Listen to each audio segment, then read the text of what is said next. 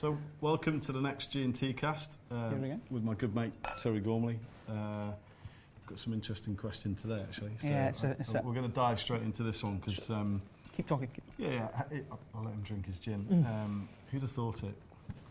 Mr. Gormley drinking gin and tonic. Miner, son of a miner, drinking gin and tonic. What's all that about? It's a great question, though. And so shall I ask it? Ask the question because it'll help us to inform a few things off the back of it. Okay. So the question we've got for you this week is, am I better off buying a company or companies that are worth maybe a couple of million or turn over a couple of million rather than an 8-figure business? Why would I choose one or the other to buy? How do I choose what company and the level of turnover, I guess is the question. Yeah, so there's a couple of different layers to this, which is all really useful stuff. Okay. So in the early days, the first company I ever bought turned over 750k. Okay. The second one turned over 2 million, all within the space of 6 months. Now, those businesses were different, as you might expect, in terms of what was in them, the structure, the organisation. Yeah. So the first thing that we urge people to think about is we want you to buy an asset, not a job. Okay. Now, in the first instance, I definitely bought a job, albeit, you know, there was a ton of work to do alongside the guy that we bought and his team, but there were functions in that business that were unfulfilled. So I ended up doing work in that company. That was a conscious decision because I didn't have a job. I didn't have a business at the time. And to be fair, we've had members come in that want to do that as Correct. a first step. Yeah. But what I do say these days is, unless that's something you're happy to do, I'd urge you to think more about acquiring assets, not jobs. So that's the first question. So you need to think about carefully, am I buying a job or am I buying an asset, something that's going to work? Whatever size the business is that? Correct. Yeah. Okay. And the reason I mention it is I'm a big fan of Brad Sugar's. And Brad's definition of a business is a profitable commercial enterprise that works without me. So if you think about that in your head, how do I end up, and Kiyosaki talks about it in the cash flow quadrant and so on, being business owner and investor. So if that is the goal, is to create financial freedom, you're not going to do that if you're working in the business. Because there's only one you, right? There's only one you, and you've only got so many hours, no matter what you do. So that's the first thing to think about. I think the second part of the question is, okay, so the amount of work that I'm going to do to buy a £500,000 business is broadly speaking the same as buying a £5 million business. The time, that's the interesting, effort. Isn't it? Yeah, because the assumption might be, well, if it's a small business, it might be easier for me to take over. And it's not. It's not. If anything, the work afterwards is probably more. Yeah, and that's I think again, that I've seen a few of our members come in and say, well, I'll just buy a smaller one first. It'll be easier. It'll be easier. Yeah. And all that's going on in your head is more zeros. There's another zero on the end of 5 million from 500,000. That's all and we live in our own comfort zones, and actually buying something that's 10 times that you've ever run before, it could be a challenge for some people, mentally, of course. Yeah, equally for other people who are comfortable with a 7-figure business, they'll make that mental leap. Yeah. But for them, the question is, well, do I tag another zero on? It becomes a £10 million business. So can I just say really, because this is a really psychologically a great point. For those people that are employed or have been employed, what tends to happen, the psychology of people, what tends to happen is that if you go for a job, you might go for a job at a very small pay rise, or if you finish or you made redundant, you look for jobs around the same criteria because it's almost like, well, that's what I do. And it takes a big mental shift to say, okay, I was on, I don't know, let's just say, in the mining village, 20 grand, as opposed to going from a 20 grand job to a 200 grand job. It doesn't very often happen. And the reason it doesn't happen is because there's some stuff that has to go on in your head, in your mind. You have to think differently in order to do that. And I think that's important with it's sparked a thought in my own mind when I was an employee. Yeah. I was thinking about when you go to, say, a recruitment agent to help you find that next job. Yeah. They will start to bracket you according to your knowledge and expertise, and there won't be a huge. You're not going to go from a £50,000 a year job to a £200,000 a year job. Yeah. They will tell you. They will limit your expectations. That's not possible. Totally. Yeah.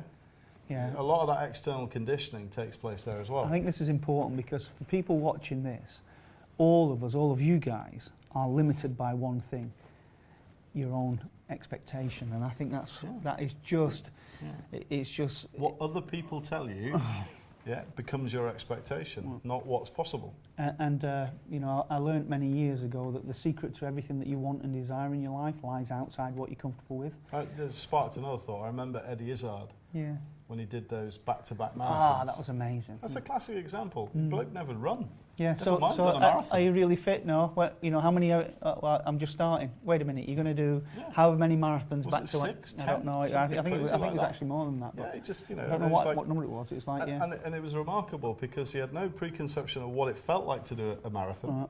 But having started, he'd committed to do so many, and he just got up the next day and did another one. Yeah, had an ice bath, something to eat, you know. Yeah. So this is what I do, you know, where he's painted toenails out the bottom of the bath. Yeah. Lovely, you know. But if he'd sat down with a bunch of people, perhaps even, you know, marathon runners. That's exactly right. Chances are they all would have said to him, no, you can't do that. It's impossible. Yeah, but he didn't do that. Yeah. He just went, all right, I'll go and do it. He didn't have that conversation with someone that then limited his concept of capability. But let's go back to the question specifically. So the next thing to think about is, okay, there is a reality around what expertise and knowledge you've got.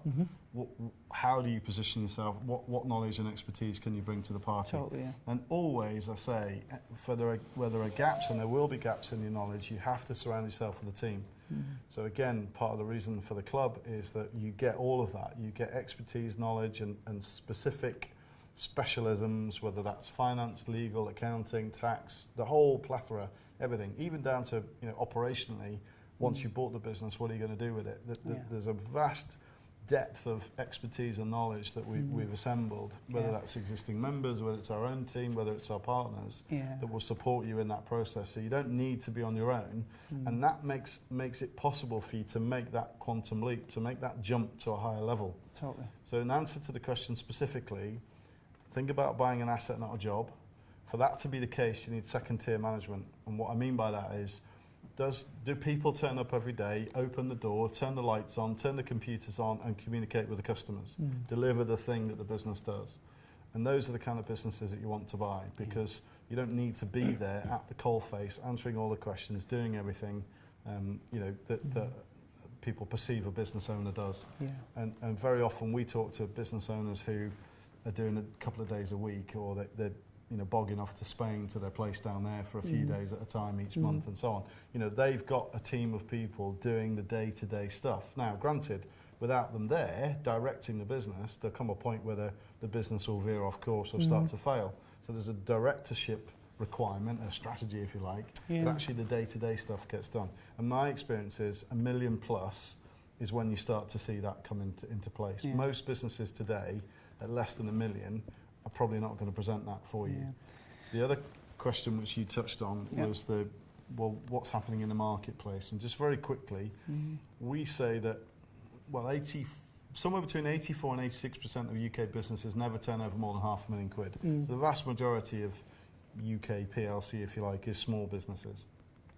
And then if you talk about the remaining 16 and 14%, that includes the FTSE 100 companies. That's the big corporates. Massive, So somewhere in the middle, sandwiched, is what we're interested in. And we did the stats. It's about 600,000 companies. Yeah. So out of 600,000 companies, there's a percentage of those that are in a place where they're ready to sell. So let's say 50%, because the demographics of the UK economy mean that probably 50% are in either the baby boomer bracket or getting there. And we're interested in people at 50 plus, because they're the ones that are most interested in selling, most likely to be motivated, etc., etc. So you can boil all those stats down. It's still a pretty big universe to go Yeah, at. it is, yeah. And I think it's important to stress, therefore, that if you're thinking about what do I go for, you've got a big universe of companies and private equity houses. Those are the guys that go and get a load of money, buy businesses and return capital to their investors. For them, it's the same equation. They might as well buy a £50 million business as opposed to a £5 million business, because it's the same amount of work. Yeah. It's just more zeros on the end. Yeah. So we're fishing in that pond, I believe, of between $1 million and $20 million. Yeah. And if you think about it in those terms, that's where you're going to get the most success. I think, if I can just add, it might spark another, because when we do this and I add a little bit, it sparks something in your mind. I always say there are steps to what happens in our life and our own education. I always say, and this has come a lot from people, you know, the Kiyosaki quadrant and what Brad Sugars talks about, but I always say they miss out. There's an education level, and then you go to the employed level, then you go to the self-employed level, and then you have to go to a manager level to manage them. And then if your business grows, you have to go to a leader. And then you go to sort of an entrepreneur, maybe setting up a couple of businesses, and then an investor. Now, our own journey together, and you know, if you've watched many of these, you'll realise I've learned an awful lot about this. And you know, what now we're at is a level of investors. We never get any of our funders say to us, "Can we be involved in your business, Guy and Terry?" They never say, "We want to put a few million into that, but we need to like come in at the coalface." That never ever happens. And so the difference that you've got to make mentally is not to be, you know, Guy says, don't, you know, buy an asset, not a job. Although I've just had a conversation with a funder who wants to be an equity partner as well. Ah, well. So there you go. So that's like the next level. He's a smart funder. Yeah. Can we play at the equity level? Okay, that's up for discussion. But generically, people are thinking at that employee mentality when they buy one of these, well, I'll go in and I'll do this. Yeah. And that, you can do that, you know, and we've had one of our members that did that and exited from a job into a business that he'd bought as the kind of MD, and that he was happy at that. Yeah, so totally. if that's your intention, but for us, the investor level is a key thing. Yeah, so that's, you know, are you better off buying a business at like a couple of million or 8 figures? So they're all the key components around it. I think the summary for that is thinking initially, if it's your first deal, probably you're going to be looking at between $1 million and $5 million as a general guide. I think the average in the club is around about 3 to 5 million. For those first deals, and that's going to be a happy place. Yeah, for sure. It is. Hope you found that useful. If you did, then subscribe. If you haven't already, click the like button. Please get in touch, add some comments, ask us questions. We love to have that feedback and talk to people. I'm gonna spark a new thing now. Okay. All right. I'm gonna spark a new thing right at the end of this. I'm gonna have a new thing called Challenge the Wizard. Right, so get some comments across, things that you might think you might not know. Challenge the wizard. Turning up with a beard and a hat next. get them across and let's see how much we can challenge the wizard. I think that's really good. Bring it on. Bring it on. We're up for that. So until the next one, cheers. Cheers, guys.